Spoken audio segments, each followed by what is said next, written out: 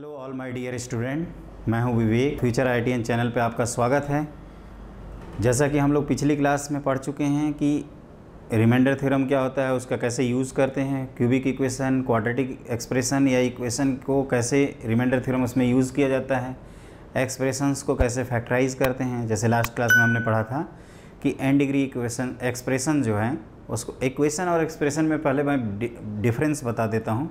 Expression को जब हम इक्वल टू किसी नंबर के इक्वल करते हैं तो उसी टर्म को बोलते हैं इक्वेशन, ठीक है ना। तो एक्सप्रेशन को हम लोग फैक्टराइज कर रहे हैं, तो n डिग्री एक्सप्रेशन को फैक्टराइज करने का जो हम लोगों ने रिमाइंडर थ्योरम से मेथड सीखा था पिछली क्लास में, आज की क्लास में हम लोगों को क्या करना है, पहले क्वेश्चंस करना है ना। तो स्पेशली हम लोग, ये एक क्वेश्चन क्लास है, इसमें हम आपको क्वेश्चन डिस्कस करेंगे और सीखेंगे कि जो हम लोगों ने लास्ट क्लास में थ्योरी पढ़ा था, कंसेप्ट पढ़े थे, उसको कैसे क्वेश्चंस में अप्लाई किया जाता है। तो उसके लिए आप सबसे पहले क्वेश्चन लिखिए, इसी से आपकी कंसेप्ट या अंडरस्टैंडिंग क्लियर होगी। क्वेश्चन है आपका एक्स वाई जेड की वैल्यू निकालनी है, सिंपल वेरिएबल्स निकालना है आपको। एक चीज़ ध्यान रखना है, ये क्वेश्चन तो मैं वैसे एक्स वाई जेड की वैल्यू निकालने के पॉइंट ऑफ व्यू से बता रहा हूँ, लेकिन ये कहीं भी आपका ये लॉजिक आ सकता है कि आपको जो भी इंफॉर्मेशन दिया है उसको आप इक्वेशन से कनेक्ट करिए। Theory of equation is a very vast topic, बहुत बड़ा टॉपिक है। ऐसा नहीं है कि केवल क्वाड्रेटिक क्यूबिक तक ही हम पढ़ लिए, इसमें बहुत कुछ होता है जो कि जेई लेवल के लिए हमें ज़रूरत नहीं है। जितनी ज़रूरत है हम उतना कवर करा रहे हैं। तो x plus Y plus z आपको 7/2 दिया है, एक 1/x plus 1/z 1/y plus 1/z भी आपको 7/2 है, और एक्स वाई जेड की वैल्यू 1 है। तब हम लोग सीखते हैं कि अपना एक्स वाई जेड कैसे निकालें। आप एक काम कर सकते हैं, अगर आपको अटैम्प्ट करना है तो, और आप रिकॉर्डेड वीडियो देख रहे हैं तो आप ज़रूर इसको पहले अटैम्प्ट कर लीजिए अपनी तरफ से, उसके बाद देखिए, है ना। तो देखिए x प्लस, अगर ये लाइव क्लास रहेगी तो हम आपको पूरा टाइम देंगे, आप उसमें अटैम्प्ट करिए, है ना। आप अपनी तरफ से अटैम्प्ट करिए, फिर डिस्कशन देखिए, उसी का फ़ायदा है। Maths is all about practice. जितना आप प्रैक्टिस करोगे मैथ्स में उतनी अच्छी लर्निंग होती है। कंसेप्ट इंपॉर्टेंट हैं, बिना कंसेप्ट के हम प्रैक्टिस नहीं कर पाएंगे, लेकिन प्रैक्टिस के बिना हमारा कंसेप्ट भी क्लियर नहीं होगा, ये भी है। तो देखो यहाँ पे 1 plus 1 x plus Y plus Z की वैल्यू क्या थी, 7/2 था, ठीक है। ये हो गया पहला। दूसरा ये है आपका कि दूसरा कंसेप्ट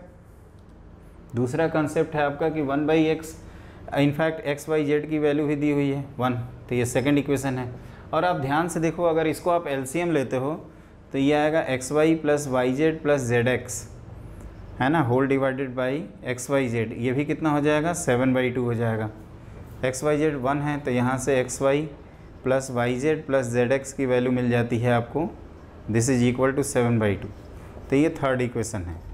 आप ध्यान से देखो, अगर आपको सम ऑफ रूट पता है, सम ऑफ प्रोडक्ट टेकन टुगेदर पता है, प्रोडक्ट ऑफ रूट पता है, तो आप इक्वेशन लिख सकते हैं।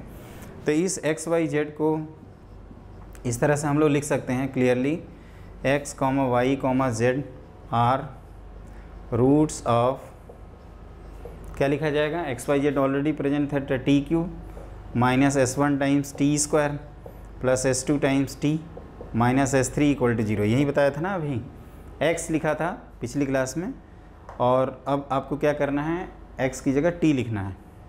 तो दिस इज़ क्या हो जाएगा, x³ या t³ x तो ऑलरेडी प्रेजेंट है, कन्फ्यूजन ना हो। s1 मतलब sum of root x plus Y plus Z की वैल्यू कितनी है, तो 7/2 टाइम्स t², फिर 7/2 times t minus 1 equal to 0, है ना। तो ये हो गया आपका t³ minus, in fact 2 times t³, है ना, यहीं पे मैं लिख देता हूँ 2 times t³ minus 7 times t² plus 7t minus 2 equal to 0। एक चीज़ ध्यान रखिएगा कि ये जो हम लोग आंसर लाए हैं, ये क्यूबिक लाए हैं, अब इसको सॉल्व करते हैं। ये जो इतना रिमाइंडर थ्योरम पढ़े, फैक्टराइजेशन पढ़े हैं, वो बेसिकली इसीलिए पढ़े हैं कि इस तरह की जब क्यूबिक है तो उसको सॉल्व कैसे करते हैं, ठीक है ना। यही सब बताने के, मैं डायरेक्टली अगर बताता तो हो सकता है आपको प्रॉब्लम आती, तो इसलिए मैंने पूरा कंसेप्ट ही कवर कर दिया, ठीक है। तो और कोई ऑब्जेक्टिव नहीं है, आपकी क्यूबिक स्ट्रॉन्ग हो जाए, सॉल्व करने आ जाए हीट एंड ट्रायल से। तो देखो क्यूबिक को सॉल्व करने का हीट एंड ट्रायल प्रोसेस ये है, जैसे कि हम लोग रिमाइंडर थ्योरम में जानते हैं कि अगर f ऑफ अल्फ़ा 0 है तो x minus alpha is a factor of f of x। तो उस लॉजिक से आपका अगर यहाँ पे देखो तो t इक्वल टू 1 सेटिस्फाई कर रहा है, आपको 0 1 plus minus 1 plus minus 2 plus minus 3 के बारे में सोचना है ना। अगर उतना ना क्लिक करे तो एग्ज़ाम में मैं कहूँगा वो क्वेश्चन को छोड़ ही देना, अदरवाइज वो क्लिक कर जाता है, आइडिया लग जाता है। ये जो कांस्टेंट टर्म है ना, यहाँ से आइडिया आपको लग जाएगा कि आपको करना क्या है। क्लियर? तो अब हम लोग क्या करेंगे, इसको अब ये सीखते हैं कि इसको सॉल्व कैसे किया जाए, और जो यहाँ बताएंगे ना यही मेथड आपका हमेशा अप्लाई करेंगे। ठीक है, तो इसको सॉल्व करने का जो मेथड है वो ये है कि जैसे t इक्वल टू 1 सेटिस्फाई कर रहा है तो this implies t minus 1 is a factor. अब यहाँ पे क्या है इस ब्रैकेट में, उसके लिए हम लोग t माइनस 1 से इस एक्सप्रेशन को डिवाइड कर देते हैं। तो हम क्या कर रहे हैं, इसको t माइनस 1 से डिवाइड कर रहे हैं अपना लॉन्ग पॉलिनोमियल मेथड वाले कंसेप्ट से। तो ये है 2t cube minus 7t square plus 7t minus 2, और आप t माइनस 1 से डिवाइड कर दो तो ये हो गया 2t स्क्वायर, है ना, एकदम पेशेंस से करना डिवाइड। तो ये हो जाएगा 2t cube minus 2t square ना, सब्ट्रैक्ट करोगे तो minus 5t, clear, plus 7 minus 5t square plus 7t, तब ये कितनी बार जाएगा, माइनस 5 टाइम्स t, तो ये minus 5 times T square plus 5 times T, और ये 2t माइनस 2, तो ये प्लस 2 टाइम्स, है ना। तो इसको आप प्रॉपरली डिवाइड कर दीजिएगा, और यहाँ से क्या होगा 2t माइनस 2 और 2t माइनस 2 कैंसिल आउट हो जाएगा, और ये रिमाइंडर क्या आ जाता है 0, है ना। तो यहाँ हमने लिखा उसको देखते हुए 2t square minus 5t plus 2, इसको भी फैक्टराइज कर सकते हैं। तो ये आ गया t माइनस 1 t माइनस 2, इसको तो आप फैक्टराइज कर ही लेंगे, t माइनस 2t माइनस 1। एक बार चेक कर लेते हैं आंसर आया भी कि नहीं। तो 2t square minus 2t minus ये हो जाएगा minus 4t minus t minus 5t, और इन दोनों का प्रोडक्ट हो जाएगा प्लस 2, तो ये सही है। अब देखो t x y z कोई भी आंसर आ सकता है, तो t की वैल्यू 1 लिखा, 2 लिखा और 1/2 लिख दिया। तो लेकिन जब असाइनमेंट करेंगे x y z तो कोई भी हो सकता है, तो उसको असाइन करने का एक तरीका होता है। जैसे मान लीजिए ये x है, ये मिडिल वाला आपका y है और ये आपका z है, इसको ध्यान दीजिएगा, है ना। तो इसमें से ये जो 3 टर्म हैं x y z कोई भी हो सकते हैं, तो देयर आर 6 पॉसिबिलिटी। देखिए कैसे, जैसे ये 1 ये 2 और ये 1/2, इसको एक्सचेंज भी कर सकते हैं, है ना, 2 हो गए। उसी तरह से जब यहाँ 2 रखोगे तो 1, ये 1/2, फिर 1/2 और इधर 1, फिर इधर 1/2 रखोगे तो 1 2, फिर 1/2 और इधर 2 इधर 1। तो देयर आर 6 पॉसिबिलिटीज़, मतलब x y z की ये वैल्यूज़ जो हैं, मतलब उसको अगर एक ऑर्डर पेयर में लिखा जाए तो 6 आएंगे, है ना। जैसे मैं पहला लिखा हूँ x की वैल्यू 1, y की वैल्यू 2, फिर एक 1/2, इस तरह से लिखते हुए आप कहाँ तक लिखोगे तो 1 2 और 1/2 तक। तो इस तरह से देयर आर 6 सॉल्यूशंस, ठीक है। अब जैसे इसमें क्वेश्चंस कैसे आ सकते हैं आपके एग्ज़ाम में। अब देखिए ये तो लेंदी मेथड इतना जेईई मेन में पूछेगा नहीं। जेईई मेन में आपको क्या करेगा कि एनटीए के पेपर में कि आपको ये सारी इन्फॉर्मेशन दी जाएगी। बाई चांस अगर ये क्वेश्चन पूछना हुआ तो कैसे पूछा जाएगा वो मैं बता देता हूँ। और ये दिया रहेगा कि x greater than y greater than z, मतलब x सबसे लार्जेस्ट वैल्यू है तो तुरंत x की वैल्यू हम क्या पुट कर देंगे 2, क्योंकि 2 1 और 1/2 में सबसे लार्जर कौन है 2 है। और उस x से रिलेटेड आपसे कोई क्वेश्चन सॉल्व करवाएगा आगे जाके, तो ये आ सकता है आपका जेईई मेन के पॉइंट ऑफ व्यू से, तो इसको ध्यान रखिएगा, ठीक है। तो हमने क्या किया, जब रूट्स गिवन हो तो इक्वेशन कैसे लिखते हैं ये भी हम लोगों ने इस प्रॉब्लम में सीख लिया। और अगर कोई क्यूबिक इक्वेशन बन जाए तो उसको सॉल्व करने का जो तरीका होता है वो क्या होता है ये भी मैंने बता दिया।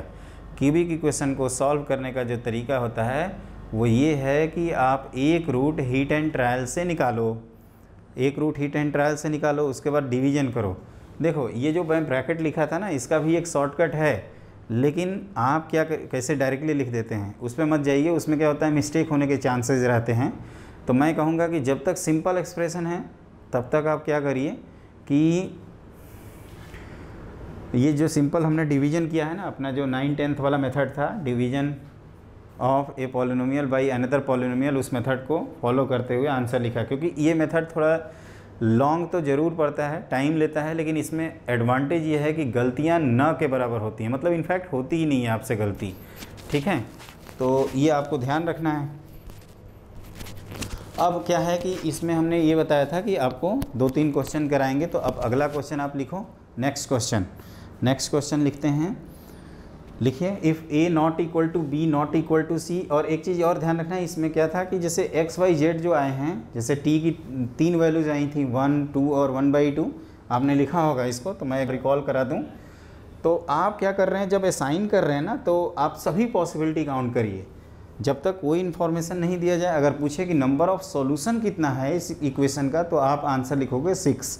अगर ऐसा होता है कि 2 रूट सेम आ जाते, एक रूट अलग आता तो 3 आता, और तीनों रूट अगर सेम आ जाएंगे तो कहोगे कि उस समय परफेक्ट क्यूब बनेगा। वैसा कुछ हुआ नहीं, और उस समय आंसर केवल ओनली 1 सोल्यूशन आता। तो इस बात को भी आपको ध्यान रखना है। क्लियर? अब लिखिए आप second last question.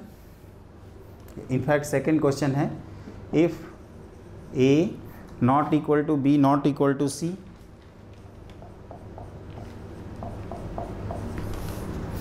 Then solve for X Y and Z.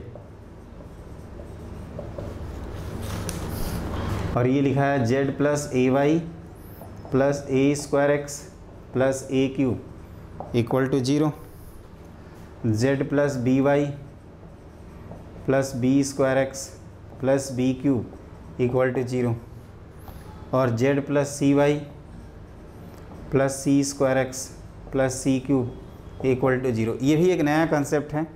इस नए कंसेप्ट में क्या है, नए कंसेप्ट में आपका ये है कि देखो, एक तो तरीका है कि हम इसको एक्स वाई जेड में, आपको ध्यान से देखिए, ये आपको linear equation in x y z आपको दिख रहा होगा। तो आप दोनों को सब्ट्रैक्ट करते हुए, जैसे मान लीजिए इसको 1, इसको 2 और इसको 3, तो आप ऐसा कर सकते हैं कि फर्स्ट और सेकंड को सब्ट्रैक्ट करिए, एक्स वाई में एक रिलेशन निकालिए, सेकंड और थर्ड को सब्ट्रैक्ट करिए, एक्स वाई में एक रिलेशन निकालिए, फिर जो आंसर जो 2 आ रहे हैं उनको सब्ट्रैक्ट करते हुए आप एक्स वाई में इक्वेशन निकालो, और एक्स वाई पहले सॉल्व कर लो, फिर जेड आपका सॉल्व हो जाएगा। लेकिन एक चीज़ ध्यान रखना कि ये जो मैं क्वेश्चन करवाने जा रहा हूँ, या जो आपको मैसेज देना चाहता हूँ, या जो इम्पोर्टेंट है, या जो मैं आपको बताना चाहता हूँ, वो क्या है, क्योंकि इस तरह के कंसेप्ट हम लोगों को बार बार मिलेंगे, है ना। इन कोऑर्डिनेट ज्योमेट्री जब हम लोग सॉल्व करेंगे तभी भी बार बार आएगा ये आगे कहीं भी आ सकता है। ये कुल मिला के ये इम्पॉर्टेंट है, इसको आपको ध्यान रखना है।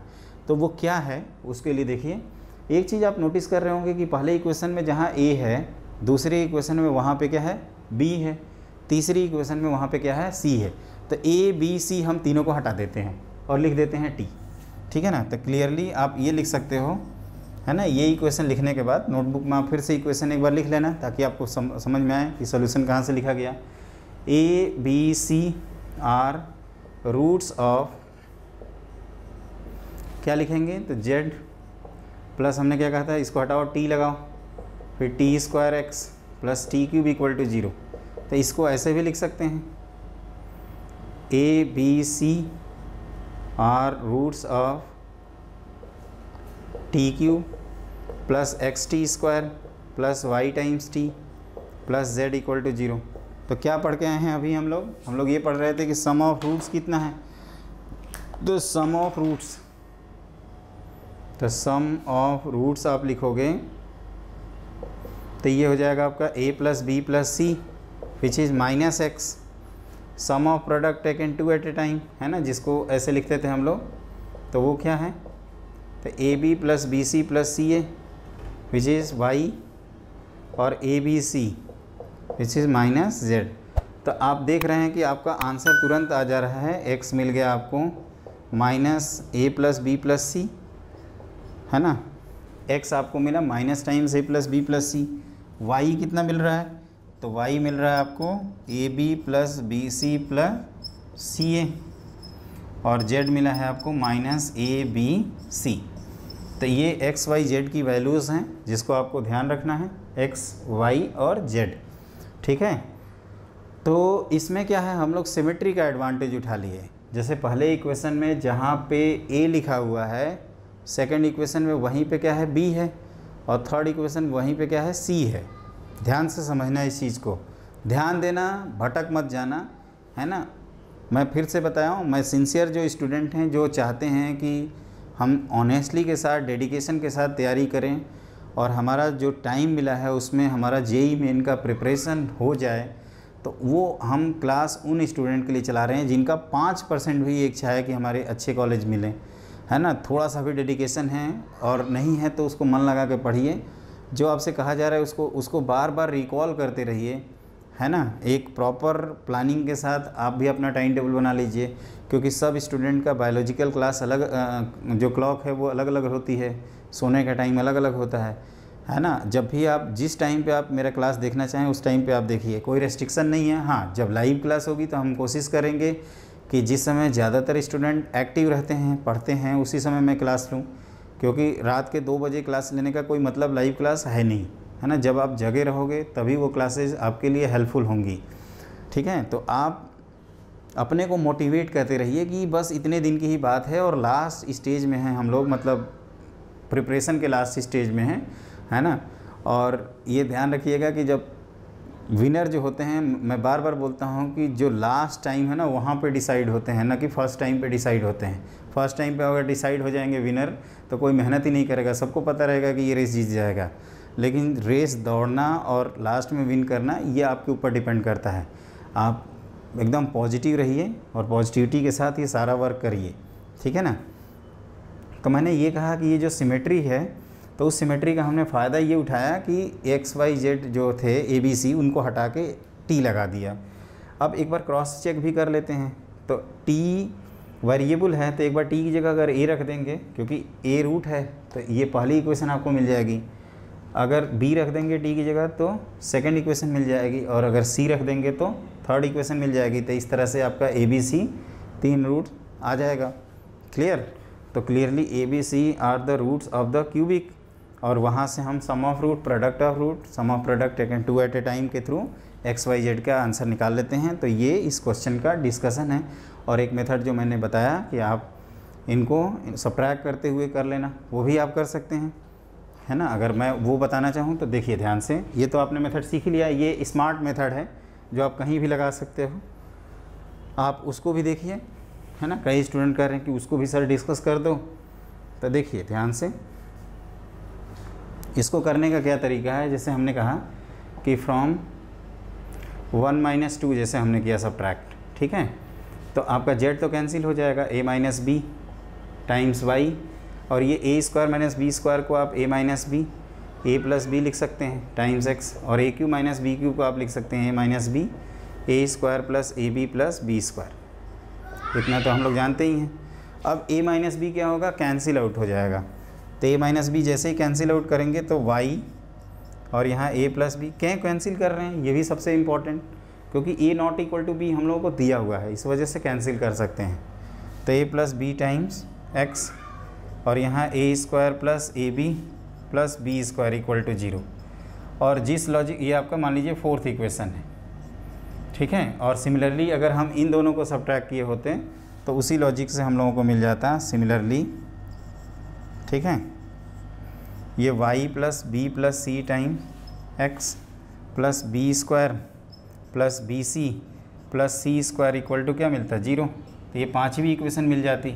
अब इन दोनों को अगर हम सब्ट्रैक्ट कर दें तो वी गेट Y कैंसिल, और यहाँ से A - C टाइम्स X, और यहाँ देखो ये B² कैंसिल हो जाएगा। सब्ट्रैक्ट करने के बाद मैं कैंसिल किया हूँ, पहले नहीं, है ना, ये ध्यान रखिएगा।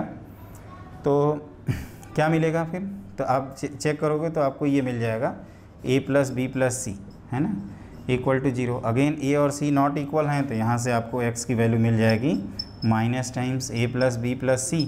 और जैसा कि मैंने बताया, ये जो - टाइम्स A + B + C जो मिल रही है वैल्यू, आप क्या करिए, इन दोनों में से, ये 4, 5 में से किसी एक में रख दीजिए, आपको Y मिल जाएगा। और X और Y जैसे ही दोनों मिले, आप फर्स्ट 3 इक्वेशन में से जो आपको अच्छा लगे वहाँ पे पुट कर दोगे तो आपको Z मिल जाएगा। वैसे हम लोग नॉर्मली पहला ही प्रीफर करते हैं, ठीक है। तो इस तरह से आप XYZ की वैल्यू निकाल सकते हैं। ये आपको करना है, ये ध्यान रखिएगा। हमने लेक्चर दिया और आप सुन लिए, उससे काम नहीं बनने वाला, तैयारी आपको भी करनी होगी। हाँ, ये मेरा तरफ से इतना आप श्योर रहिए कि मैं आपको सारे कंसेप्ट रिकॉल करा दूँगा, ठीक है। तो ये रहा क्वेश्चन आपका।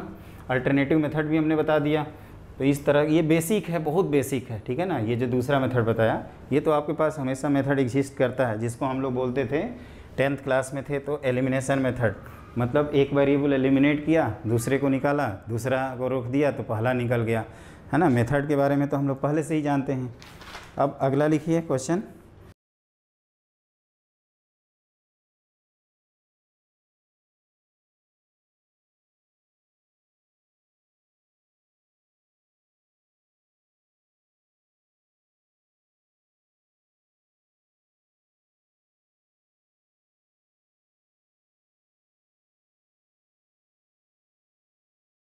तो उम्मीद है ये सभी स्टूडेंट अपनी तरफ से कर भी लेंगे इस क्वेश्चन को, है ना। कोई क्वेश्चन खास नहीं है, ये क्वेश्चन कराने के पीछे बस मेरा ऑब्जेक्टिव जो है वो ये है कि एक बार क्वाड्रेटिक के आप कंसेप्ट रिकॉल कर लें।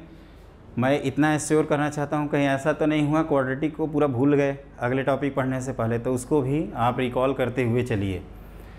क्वेश्चन क्या है कि जो क्वाड्रेटिक के सम ऑफ रूट्स हैं वो sum of squares of their reciprocals के इक्वल हैं, मतलब अल्फ़ा प्लस बीटा की वैल्यू 1/α² प्लस 1/β²।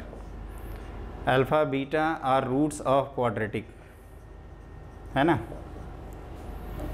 तो अब हमें अल्फ़ा प्लस बीटा की वैल्यू तो -b/a पता ही है, और इसको अगर एलसीएम लेंगे तो ये लिखेंगे α² plus β² whole divided by alpha beta whole square. अब आपको सिर्फ सॉल्व करना है, तो अल्फ़ा स्क्वायर प्लस β² को क्या लिखते हैं, alpha plus beta whole square minus 2α beta whole divided by alpha beta का होल स्क्वायर। ठीक है, यहाँ तक हो गया। अब तो ये -b/a, alpha plus beta -b/a तो b², ये हो जाएगा -2ac अपॉन, है ना। एक बार प्रॉपर लिख देते हैं, तो b²/a² -2 times c/a whole divided by c²/a²। यहाँ तक क्लियर है। अब आप क्या करो कि इसको आप लिख दो -b/a equal to b² - 2ac upon c²। अब आप क्रॉस मल्टीप्लाई करिए। आई होप क्वेश्चन सब लोग नोट कर लिए होंगे, है ना। तो इसमें क्या करना है आपको, ध्यान से देखिए। आप क्रॉस मल्टीप्लाई करोगे तो ये हो जाएगा -bc² equal to ab² minus 2a²c, है ना। तो यहाँ से ab² या 2a²c की वैल्यू आ जाती है ab² प्लस bc²। और हम लोगों से क्या पूछा जा रहा था कि bc² a²c और ab² किस में लाई कर रहे हैं, तो आप कर सकते हो, एक मिनट, ये एक बार कैलकुलेशन चेक कर लेते हैं। ab² और ये हो जाएगा bc², स्क्वायर यहाँ पे है, तो आप ये लिख सकते हैं कि bc² a²c ab² are in, क्या लिखा जाएगा बताओ, अर्थमेटिक प्रोग्रेशन, है ना। क्योंकि और इसमें लॉजिक क्या है कि अल्फ़ा प्लस बीटा को alpha plus beta is equal to 1/α² plus 1/β²। तो ये हमने सम ऑफ रूट से रिलेट किया है। इसको कैसे रिलेट किया, तो पहले एलसीएम लिया, α² प्लस β² को हम लोगों को मालूम है alpha plus beta whole square minus 2α beta, इस तरह से लिखते हैं। आप लिखते जाइए और यहाँ से आपको ये जब क्रॉस मल्टीप्लाई करोगे तो जो आपको चाहिए AP GP HP वो सारा चीज़ आपको मिल जाएगा। तो स्टूडेंट, अब हम लोगों ने थ्योरी ऑफ इक्वेशंस को कंप्लीट कर लिया है ना। आपकी एक चीज़ ध्यान रखिएगा, पैरेलल में आपको एक हम एडवांस प्रैक्टिस प्रॉब्लम भी सॉल्व कराएंगे, और जो NTA अपने पेपर लॉन्च किया है ऐप पे, उसके भी डिस्कशन हम 1 बाई 1 करेंगे, जिसके नोटिफिकेशन आपको मिले, है ना। मैं चाहूँगा कि जैसे आपके मान लीजिए अभी तक 40 पे अगर हमने देखा नहीं है, हमने 36 तक अपलोड किया था, 34 तक वहाँ तक देखा था, तो पहले हम लास्ट वाले ही डिस्कस करेंगे और 1 बाई 1 सारे क्वेश्चंस और उसके जो कंसेप्ट हैं वो भी डिस्कस करेंगे। तो उसके लिए आपके पास नोटिफिकेशन जाए, उसके लिए आपको मेरे चैनल को सब्सक्राइब करना होगा, और ये फ्री ऑफ कॉस्ट है, इसके लिए पैसा नहीं देना है। ये ध्यान रखिएगा। जेईई मेन की आप फुल प्रिपरेशन फ्री करिए, है ना। और जो भी क्या कहते हैं लाइव क्लास होती है उसकी टाइमिंग के लिए आप बेल आइकन को भी दबा दीजिए ताकि आपके पास नोटिफिकेशन चला जाए। ठीक है स्टूडेंट, तो अब हम लोग अगले टॉपिक में मिलेंगे और वो है सीक्वेंस सीरीज़, जिसको आप प्रोग्रेशन कहते हैं, जिसमें APGP पढ़ेंगे, सिग्मा नोटेशंस के बारे में देखेंगे और AM, GM, HM से रिलेटेड क्वेश्चंस किया जाएगा, जो कि काफ़ी जेईई मेन के पॉइंट ऑफ व्यू से हाईली स्कोरिंग सेक्शन है। अब आपके जो टॉपिक हैं जैसे प्रोग्रेशन, उसके बाद हम लोग डिटर्मिनेंट मैट्रिसेस पढ़ेंगे। ये तीनों टॉपिक से आपके 3 क्वेश्चन कन्फर्म जेईई मेन में आते हैं। उसके बाद बायनोमियल थ्योरम पढ़ेंगे, उससे भी एक क्वेश्चन रहेगा। तो ये सभी अब स्कोरिंग सेक्शन आपके स्टार्ट हो जाएंगे, ठीक है ना। क्वाड्रेटिक और लॉगरिथम ये आपके बेसिक थे, अब आपका स्कोरिंग सेक्शन स्टार्ट हो जाएगा। तो स्टूडेंट से हमारी रिक्वेस्ट ये है कि जो भी आप इस वीडियो को देख रहे हो, अपने जो दोस्तों हैं उनको आप ज़रूर कह दीजिए कि Vivek sir free live classes for JEE Main launch किए हैं और वो क्लासेस चल रही हैं, है ना।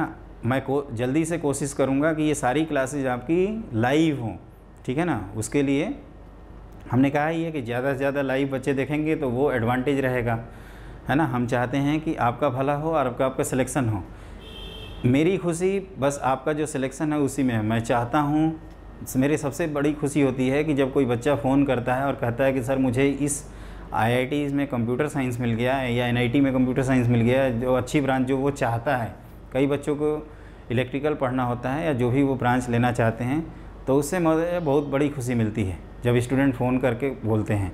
मैं भी चाहता हूं कि जब आपका एडवांस का रिज़ल्ट आए, जेईई मेन का रिज़ल्ट आए, तो आप हमें फ़ोन करें और बोलें कि सर आपका हमने रिवीजन क्लास किया था, इस वजह से उससे हमें काफ़ी मोटिवेशन मिला और हमारी पढ़ाई एकदम जो मेन स्ट्रीम है, जो मेन फ्लो है, जो रेसर हैं, जहाँ पे दौड़ रहे हैं बच्चे, एक प्रकार से देखा जाए तो चल रही है। और यहाँ पे आपको पीछे नहीं हटना है। इसके लिए आप अपने हेल्थ का भी ध्यान रखिए, सुरक्षित रहिए और मन लगा के पढ़िए, ठीक है। तो थैंक यू सो मच।